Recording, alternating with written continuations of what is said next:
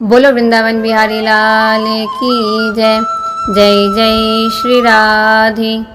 भादो मास की शुक्ल पक्ष की एकादशी परिवर्तनी और पद्मा एकादशी के नाम से जानी जाती है। आज ही के दिन भगवान श्री हरि विष्णु अपने विश्राम काल के दौरान करवट बदलते हैं। इसी कारण इसे परिवर्तनी एकादशी भी कहा गया। एक बार धर्मराज युधिष्ठिर जी भगवान श्री कृष्ण से कहने लगे कि हे भगवान, भाद्रपद शुक्ल एकादशी का क्या नाम है और इसकी विधि तथा इसका महात्म्य क्या है, आप कृपा करके मुझसे कहिए। तब भगवान श्री कृष्ण कहने लगे कि पुण्य, स्वर्ग और मोक्ष को देने वाली तथा सब पापों का नाश करने वाली उत्तम परिवर्तनी एकादशी का महात्म्य मैं तुमसे कहता हूँ, तुम इसे ध्यान पूर्वक सुनो। इस व्रत को करने से वाजपेयी यज्ञ का फल मिलता है। पापियों के पाप का नाश करने के लिए इससे बढ़कर अन्य कोई उपाय नहीं है। जो मनुष्य इस एकादशी के दिन मेरे वामन रूप की पूजा करता है वह तीनों लोक में पूज्य होता है। भगवान श्री कृष्ण कहने लगे कि हे राजन, अब मैं तुम्हें इसकी एक पौराणिक कथा सुनाता हूँ, इसे तुम ध्यान पूर्वक सुनो। त्रेता युग में बलि नामक एक दैत्य था। वह मेरा परम भक्त भी था।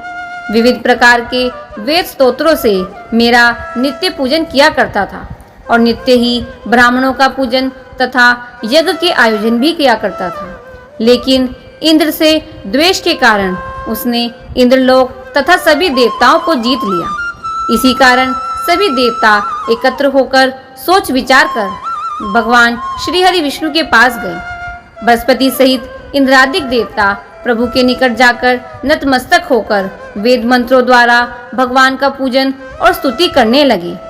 उनकी इस विपदा को दूर करने के लिए मैंने वामन रूप धारण करके 5वां अवतार लिया और फिर अत्यंत तेजस्वी रूप से राजा बलि को जीत लिया।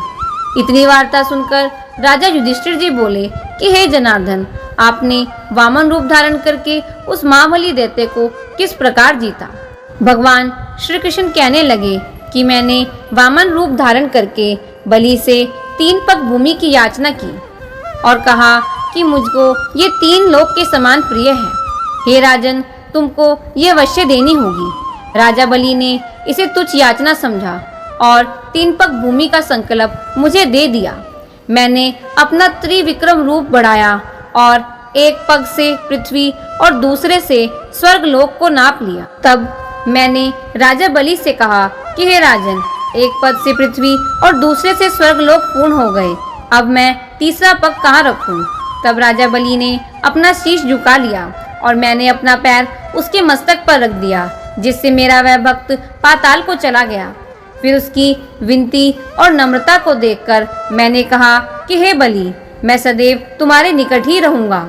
विरोचन पुत्र बलि से कहने पर भाद्रपद शुक्ल एकादशी के दिन से भगवान बलि के यहाँ एक रूप से निवास करने लगे। इस एकादशी को भगवान शयन करते हुए करवट लेते हैं, इसलिए तीनों लोक के स्वामी भगवान श्री हरि विष्णु का पूजन इस दिन अवश्य करना चाहिए। इस दिन रात्रि जागरण करने का भी विशेष महत्व है।